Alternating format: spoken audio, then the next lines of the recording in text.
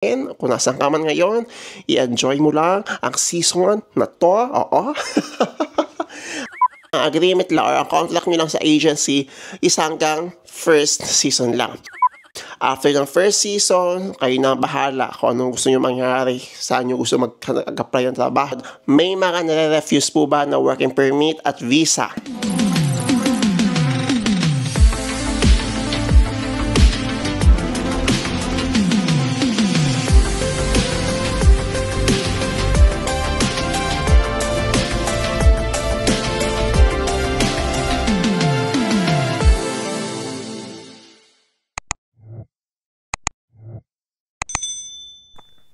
Char! Hello mga kababayan, this is Bri and you are watching again my short vlog. For our today's short episode, ayan, isang panibagong content na naman tayo. Yes, today is May 3, 2025. First vlog natin sa buwan ng Mayo. Yes, finally, Saturday. Gabi na po ngayon actually, it's now 8:20 ng gabi, ayan. So, I decided, kakatapos ko lang mag-live and I decided na makapagawa ng isang Q&A vlog. Yes, dahil ang dami pa rin nagre-request. Yeah. So, gagawa tayo ng isang short content patungkol sa mga tanong ninyo. Buhay dito sa Croatia, paano makakapunta dito, trabaho dito, paano ako nakapunta dito. At the same time, yung mga pwede natin may advice sa mga first season dito sa Croatia. Okay? That will be our topic for today. But before anything else, if you haven't yet subscribed, and if you are new to this channel, please help me to reach 11,000 subscribers. Yes, maraming salamat po sa lahat ng mga patuloy na nagsusubscribe at sa mga hindi po nag-i-skip ng ads sa ating mga videos. Thank you so much. Kagigising ko lang. Yeah, so pang umaga ako today, Sabado, nakatulog ako, alas 7, na ako nagising, nagkilakay-lamos ko lang, kakalive ko lang, kakilamos ko lang. Ayan, medyo lutang-lutang pa rin talaga ang diwa ko ngayon, pero ipupush natin ang vlog na to. Oo. So, kamusta ba? Magkamusta muna tayo bago tayo magsimula. Yes, kamusta ang mga kakadating dito? Ayan, ang dami kong mga namit ng mga bagong kabayan dito sa Dubrovnik. And I'm so happy for them na nag-enjoy sila sa kanilang so far experience dito sa Croatia. Yeah. Enjoy lang ating mga kabayan. Ayan, kung ikaw nanonood, ayan, masugid taga-subaybay natin. Kung nasan ka man ngayon, i-enjoy mo lang ang season na to. Oo. Ayan, i-enjoy lang natin. Mas magiging busy pa tayo sa mga susunod na buwan. Yeah, but I'll be doing my best talaga na maging productive sa ating channel. Maraming salamat po sa lahat ng mga patuloy na sumusuporta. Salamat sa mga bumibisita sa trabaho. Super duper thank you. Pasalubong. Oo. Anyways, before we start, yan, since kakalive ko lang kanina, bago tayo magsimula sa mga tanungan, may nag-request, sa TikTok, si Ate She Aqua Warrior. Story time ka naman, be, from Qatar. Ayan, ano yung nagibuhay ko sa Qatar before? Sa mga first time viewers natin, yes, ako po ay galing ng Qatar. 1 year po ako sa Qatar bago ako nagpunta ng Croatia. Hindi na ako umuwi ng Pilipinas. Bakit ako nakapag-decide na pumunta ng Croatia? Bakit ko nilisan ang Qatar? Sabi ko nga, ever since talaga high school, pangarap ko talaga makapagtrabaho sa Europe. Although hindi ko naman siya, never in my mind na magiging reality pala siya. Yeah, talaga ini-imagine ko lang before. Kasi before, akala ko imposible. Akala ko di ko kaya. Pero andito na ako. Yes. So, supposed to be nga, uuwi na dapat ako ng Pilipinas noon. Oo. Pero pag may mga opportunities kasi dumarating, diba? Minsan lang yung darating sa atin. So, bakit hindi natin subukan? Ako naman, since ako ay para-decision sa buhay ko, sumugal talaga ako. And also, syempre, di naman ako susugal dito kung nang wala namang pag-research na ginagawa.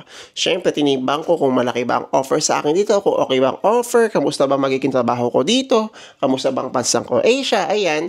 So, lahat yan, guys, ay tinimbang ko. Okay, sa mga nasa labas ng Pilipinas, huwag kayong may excite na porket ito ay part ng Schengen, ng Europe, di ba?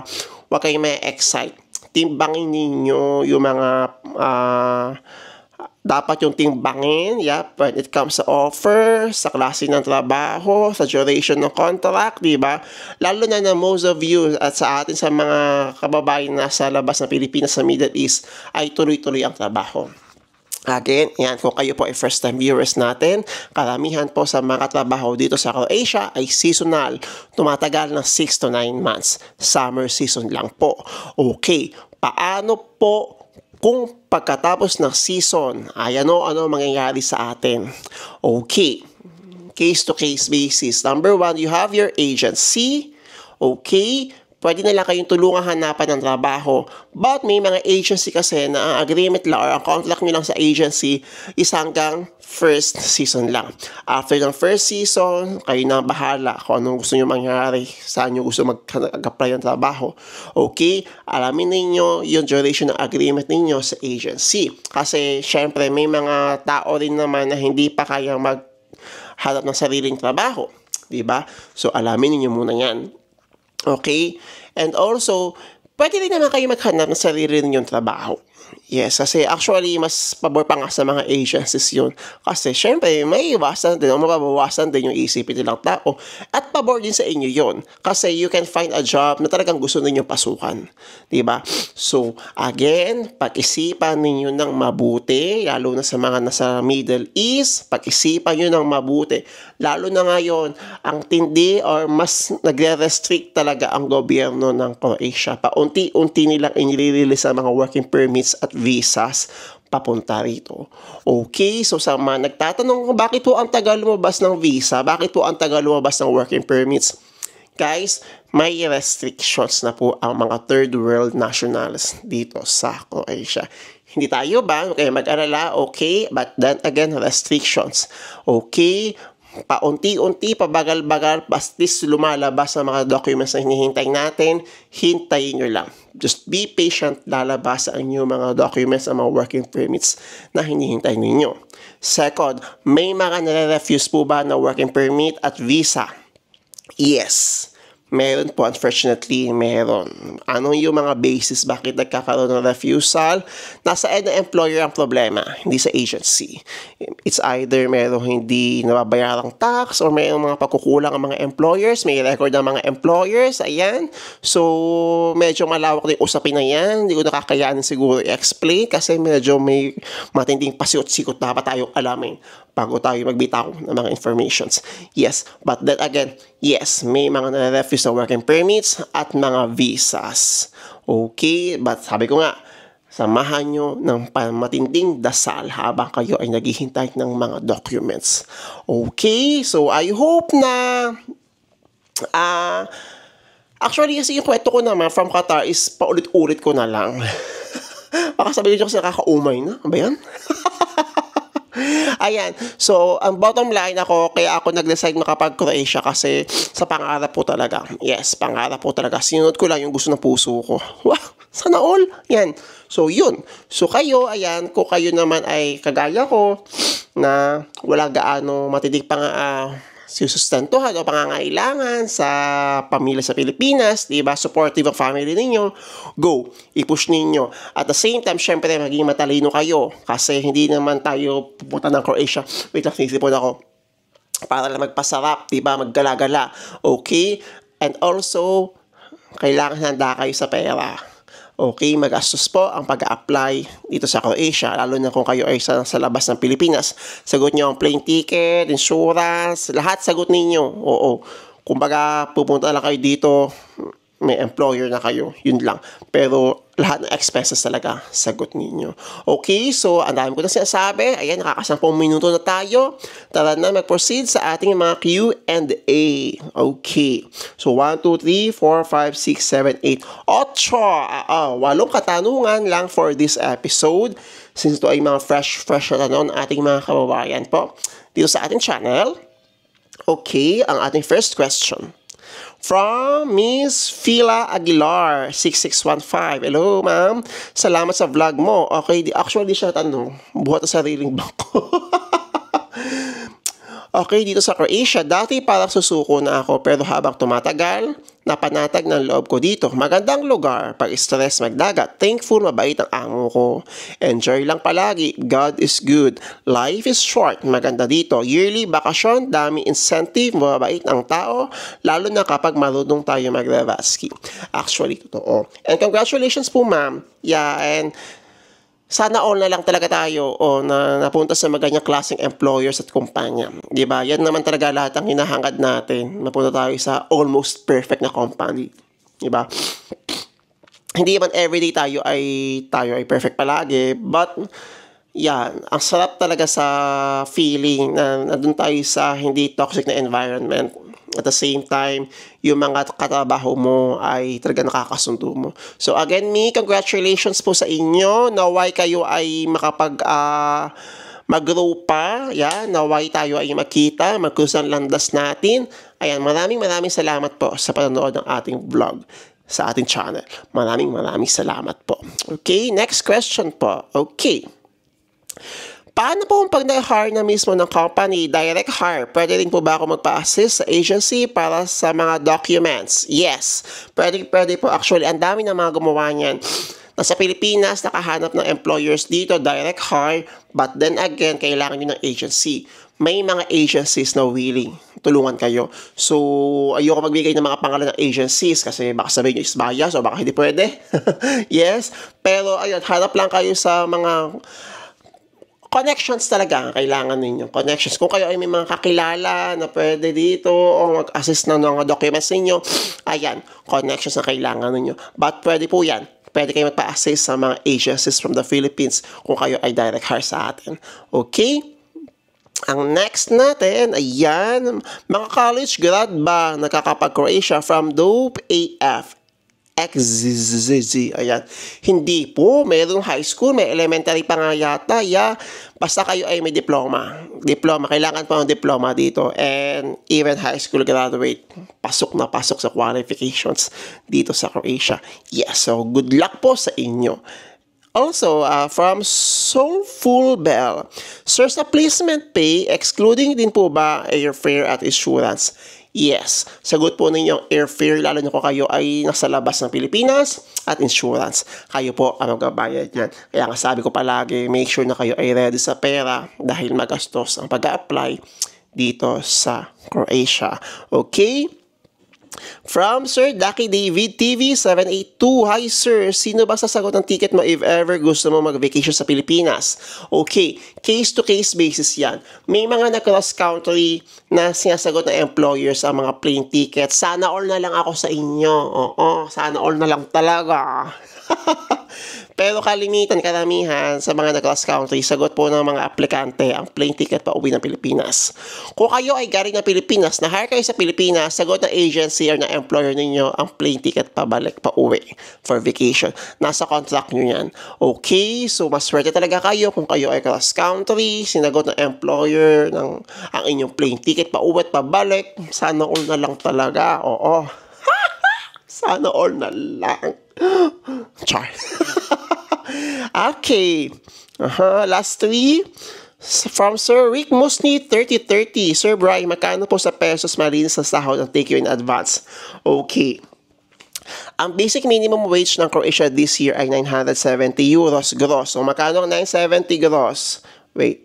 970. Let's say, nasa 60 pesos per euro, 1 euro. 58,200. So, karamihan dito, ang mga net natin ay nasa 760 euros times 60, 45,600. Kalimitan na hindi lahat. Okay? So, nasa 45,000 ang net na pwede nyo matanggap kahit kayo ay galing ng Pilipinas, but hindi lahat. Okay, yan lang yung majority na nalalaman ko na usually ganito yung mga neto, 760 euros. Again disclaimer lang, hindi kayo pinipilit i-accept ang offer. Maraming magkasabi na ang baba-baba ng 760. Okay, uunahan ko na kayo. Okay, sagot po ng employer sa Croatia, accommodation, transportation if necessary. Okay, may meal pa, lalo kung kayo ay nag-work sa mga hotels, sa mga restaurants, may meal allowance naman kung wala. Okay? Again, Diyos ko, ang dami nang magko-comment ang baba-baba ng sahod dito, Diyos ko. Pero sagot naman ng employer, yun nga ang kagandahan. Magkatrabaho ka na lang, may ganitong pera, wala ka nang iisiping to wifi, tubig, kuryente, dahil sagot na nga ng employer. Okay? O, wag nyo nang pigilan yung kaligayahan ng iba. Next, last two. Ayan. Magkano pa expenses nyo, sir, nagpunta kayo dyan sa Croatia? Okay, that was 3 years ago. Gumastos lang po ako ng almost 50,000 pesos.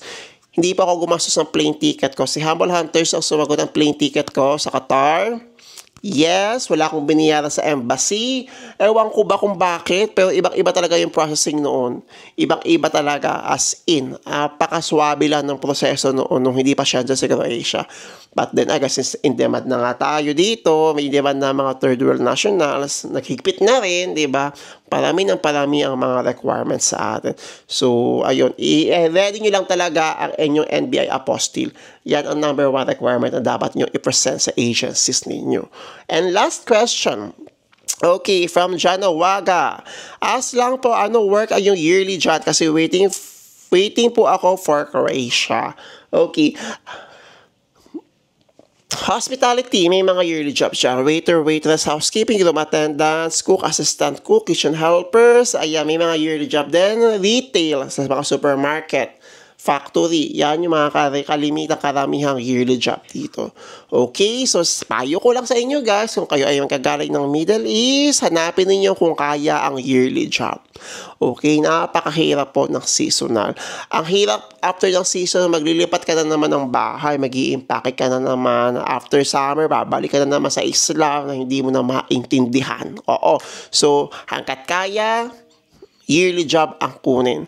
Kung kayo naman ay galing ng Pilipinas, seasonal is good rin. Yes, kasi kung wala namang maibigay ng trabaho ng winter, uuwi kayo sa atin, babalik kayo next season. Diba? At least nakabakasyon kayo. Diba?